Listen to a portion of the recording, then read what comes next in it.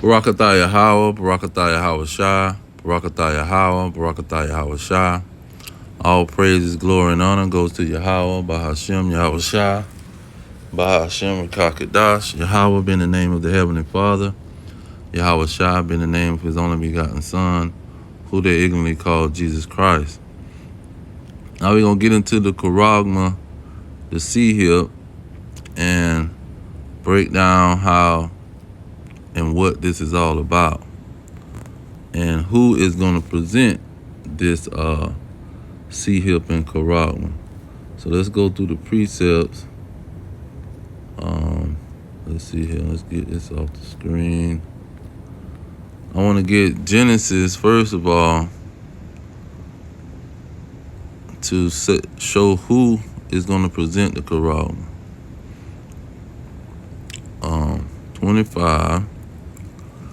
It says, and the first came out red all over like an hairy garment, and they called his name Esau.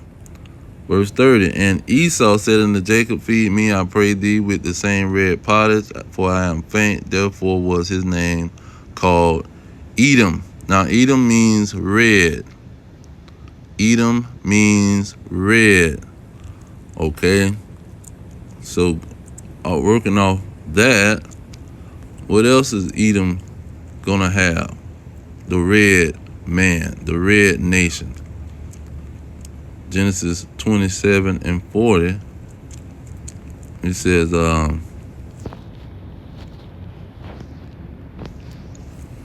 and by your sword you shall live. So he was weeping and crying over a blessing, and he was given a rulership to have power over the earth and be living or surviving or thriving with a sword. See, a great sword is going to give him the dominion. So when you get to Revelation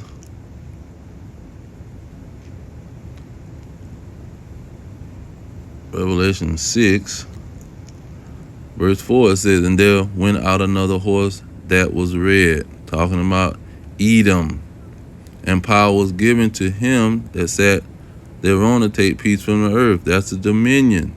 He was given the sword and dominion. They shall kill one another. World War I, World War II, Civil War, Revolutionary War, the Punic War. It says, and there was given unto him a great sword. See, nuclear missiles, battleships, fighter jet planes, given all of these weapons, biological weapons, psychological weapons.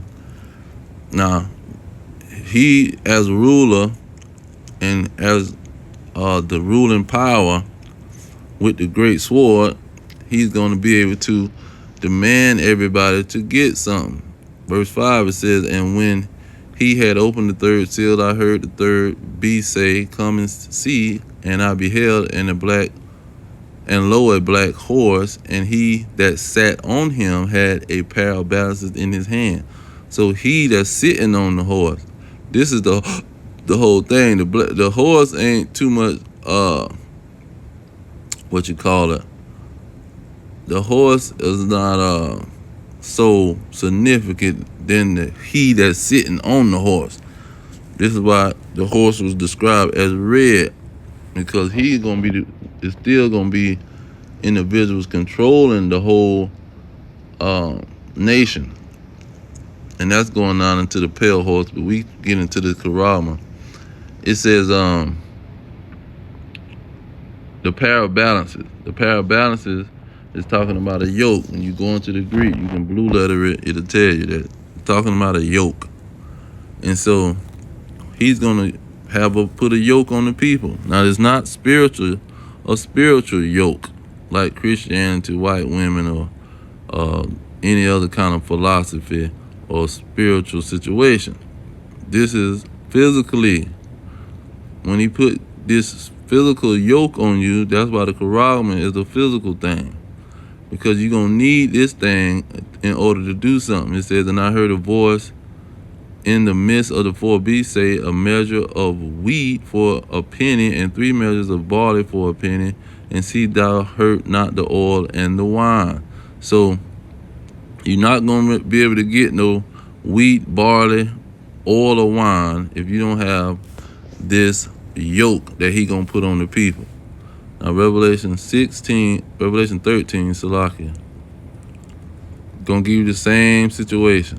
Now, verse 1 tells you who it is. It says that it got 10 horns, 7 heads and 10 horns. It's a beast with 7 heads and 10 horns. It's the same beast with 7 heads and 10 horns in Revelation 17. In 3, it says, so he carried me away in the spirit in the wilderness, and I saw a woman sit upon a scarlet-colored beast full of names of blasphemy, having 7 heads and 10 horns. So this beast that it's talking about is red, just like the horse was red. Okay? And this red, and B stands for government. Horses can stand for government. When you go back to 13 and get to the climax, verse 16, it says, and he caused all, both small and great, rich or poor, free and bond, to receive a mark in their right hand or in their forehead. So that's the rice device that he gonna put on people. The yoke, the mandatory yoke he gonna try to put on people. Verse 17, and no man might buy or sell save he had the mark. So you ain't gonna get no wheat, barley, or wine if you don't have this rice device, this corral and this spiritual awe. See, this grain of rice between your thumb and your finger, pointer finger, you're not gonna be able to get nothing out they store, man. And the so-called white man is Esau, Edom, who is in power with the EU and NATO and his military, with his battleships, nuclear bombs, see, making all the bullets and the guns. He the one is with having that great sword, who has the power to tell people that you can't come in our store. His face is on the money. Yahweh shall say, give Caesar things unto Caesar. See, because Caesar's name is on the money, and you is in slavery under Caesar as an Israelite. And you're going to have to give his things to him. So he got power over the Israelites. And it's going back to Deuteronomy? Deuteronomy 28 and 48. It says, therefore, you shall serve your enemies, which the Lord shall send against you, in hunger, in thirst, and in nakedness. See, the first one talking about the hunger, because that's what the barley, the wheat, see, and the oil is going to be concerning. The oil and the wine, what you going to eat and drink. It says, and in want of all things, and he shall put a yoke of iron upon your neck until he have destroyed thee. The Lord shall bring a nation against you from far. See, that nation is that red horse, that red beast, the red dragon. From the end of the earth, as swift as the eagle flies. That's why they have a American bald eagle, the American world empire. This is what it's talking about. Ran by Esau, Edom, the so-called white man. Let's get that eagle again. Lamentation 4. And 4 and 19. It says, our persecutors are swifter than the eagles of the heaven. They pursued us upon the mountains and laid wait for us in the wilderness. And the mountain stands for nations. See, and that bald eagle is the representation. And who is he talking about? Verse 21. Rejoice and be glad, O daughter of Edom. See, Edom is the one that had the Israelites in slavery. Amos chapter 1, Joel chapter 3 and 19. Edom is the one, the red nation, the descendants of Esau. These are the people that's going to be bringing that charagma.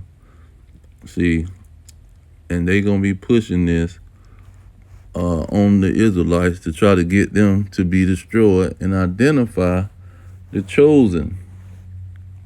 And I want to get that second Ezra 6 and 9. It says, for Esau is the end of the world. They gonna be in the rulership at the end. Okay. And then in 16, it says,